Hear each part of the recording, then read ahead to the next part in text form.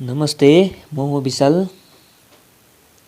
तपाईँ आज हेर्दै हुनुहुन्छ म्याथको त्रिभुज सम्बन्धी। हामीले हिजो जति पनि पढ्यौँ त्यो हामीले 3वटा फर्मुला सिक्यौँ। त्यसमा हामीले पाइथागोरस साध्य निकाल्ने तरिकाहरू सिक्यौँ र त्रिभुजको क्षेत्रफल कसरी निकाल्ने, राइट एङ्गल समकोण त्रिभुजको क्षेत्रफल कसरी निकाल्ने र क्वाड्रिलेटरल ट्रायङ्गल समबाहु त्रिभुजको क्षेत्रफल कसरी निकाल्ने, त्यो 3वटा हामीले फर्मुलाहरू बुझ्यौँ र पाइथागोरसका केही फर्मुलाहरू बुझ्यौँ। अब हामी आज चौथो नम्बरमा जाउँ। चौथो नम्बरमा हामी के छ, एरिया अफ आइसोसेलिज ट्रायङ्गल। अब आइसोसेलिज भनेको समद्विबाहु। समद्विबाहु भनेको दुईवटा समबाहुमा हामीले के पढाएको थियौँ, 3वटै ट्रायङ्गल बराबर हुनेलाई समबाहु भन्थ्यौँ। यसमा दुईवटा ट्रायङ्गल के हुन्छ त, बराबर हुन्छ। दुईवटा ट्रायङ्गल हैन, दुईवटा साइड बराबर, 3वटै भुजा, 3वटा साइड बराबर हुनेलाई समबाहु, 2वटा भुजा मात्र बराबर हुनेलाई समद्विबाहु त्रिभुज भनिन्छ। समद्विबाहु त्रिभुजको क्षेत्रफल निकाल्ने, आइसोसेलिज ट्रायङ्गलको क्षेत्रफल निकाल्ने, area of an isosceles triangle. अब हामी यसमा हेरौँ, दुईवटा भुजा बराबरमा यसमा ए नै भयो, त्यो बी हुँदैन। यो एउटा ट्रायङ्गल छ, मैले भने दुईवटा भुजा बराबर हुने एबिसी एउटा त्रिभुज छ। यसमा भुजा एबी को भ्यालु ए र भुजा एसी को भ्यालु ए दिया छ।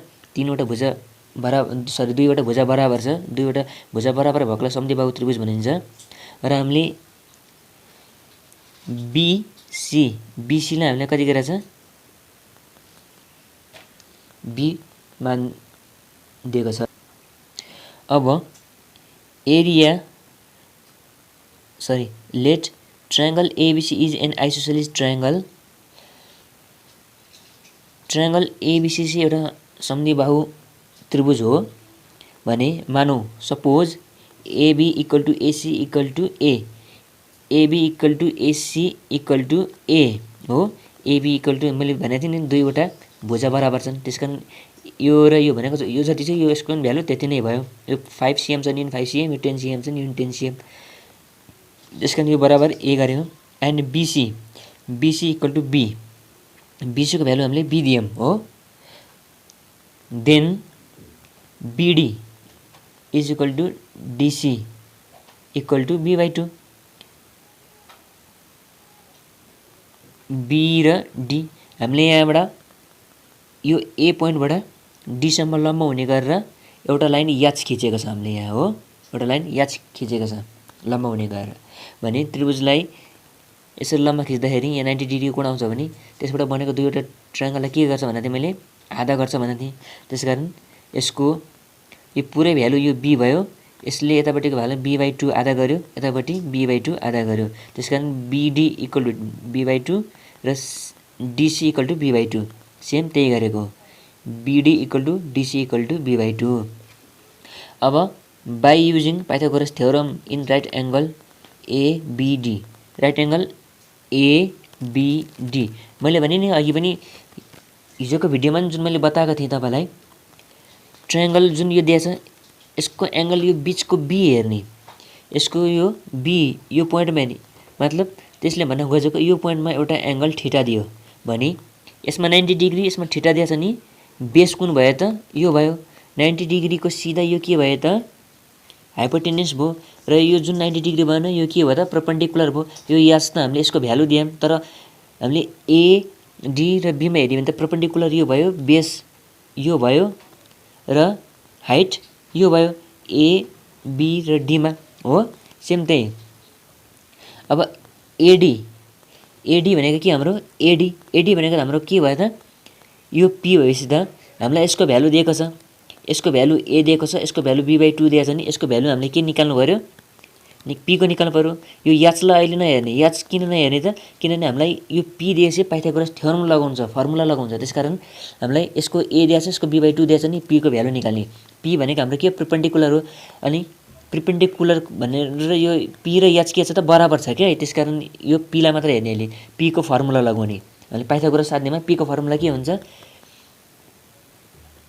P square equal to root over H square minus B square. अब यो पी इक्वल टु मतलब पी स्क्वायर इक्वल टु के हुन्छ रुट ओभर हट्छ H square minus B square हुन्छ हो। हामीले यो पीको फर्मुला लगाउने त्यही पीको फर्मुला लगाएको एडी पी भनेको हाम्रो एडी छ एडी इक्वल टु हाम्रो एच भनेको के छ एच भनेको एबी छ एबी स्क्वायर माइनस बी भनेको के छ हाम्रो एडी एडी भनेको हाम्रो पी हो तर यहाँ भ्यालु के दिएछ एच दिएछ त्यसकारण एच मानेको त्यसलाई हामीले एडी भन्नु र यो भन्नु बराबर छ हाम्रो पी र एच भन्ने एउटै बराबर छ त्यसकारण एच गरेको अनि P equal to root over H square minus B square formula छ। अब H root over H square भनेको के छ हाम्रो एच भनेको यो छ अहिले ए र बी एबी को स्क्वायर माइनस बीडी बेस भनेको पनि छ हाम्रो बीडी त्यसकारण BD square equal to AB भनेको हाम्रो ए स्क्वायर छ यो भ्यालु ए स्क्वायर माइनस यो भनेको बी बाई टू छ बी बाई टू को whole square root over A स्क्वायरको स्क्वायर बीले स्क्वायरलाई मल्टिप्लाई गरेर बी स्क्वायर टू को स्क्वायर भनेको 4 भयो। अब 4 ले यसलाई मल्टिप्लाई गर्दा 4 square minus B square by 4 equal to अब हामीले सम्भावमा पनि सेम यहाँसम्म त सेम गरेको थियौँ होइन त 4 स्क्वायर माइनस ए स्क्वायर गर्दा यहाँ 3 स्क्वायर आउँछ तर यसमा बी स्क्वायर गर्दैन त्यसकारण यसलाई के गर्ने root over A square 4a square minus B square यो 4 भनेको के हाम्रो 2 को स्क्वायर हो 4 लाई टुक्रा गरेको equal to root over 4a square minus B square by यो 2 लाई मात्र बाहिर ल्याउँदा के भयो हाम्रो 2 भयो हो। यो हाम्रो के भयो हाइट भयो याच भयो पी भन्नु र याच भन्ने भयो पी को फर्मुला लगाएर हामीले याच निकाल्यौँ होइन त यो हाइट निकाल्यौँ। अब एरिया अफ ट्रायंगल एबीसी अब यो एबीसी को पुरै ट्रायंगलको फर्मुला के हो त हाम्रो ट्रायंगलको सुरुमै सिकेको 1/2 आधार इन्टु उचाइ हो मतलब 1/2 base into height 1/2 triangle ABC को फर्मुला के हो एरिया अफ ट्रायंगल एबीसी को 1/2 base into height equal to 1/2 base भनेको हाम्रो के छ यो पुरै ट्रायंगलको बी र सी छ बीसी इन्टु हाइट भनेको के छ हाम्रो एडी छ हैन यो पुरै ट्रायंगलको हाइट हो यो एडी भनेको यसको हैन एडीबी को हैन यो एबीसी को चाहिँ हाइट हो यो याच भनेको त्यसकारण एडी भनेको हाम्रो याच गर्यौं हो एडी बराबर हामीले याच निकाल्यौं 1/2 को 1/2 बी को बी इन्टु याच भनेको के भयो हाम्रो अहिले भर्खर फर्मुला निकाल्दै हामीले root over 4a square minus B by 2 हो। अब 1 को 1 इन्टु को इन्टु बी माथिको मुनिको मल्टिप्लाई गरेको माथिको 1 into B into root over 4a square minus B square upon मुनिको 2 इन्टु 2 गरेको हो।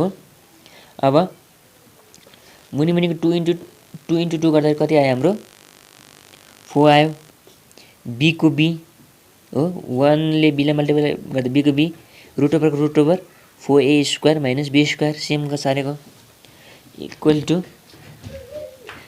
टु अब यो यसलाई टुक्राइदिएको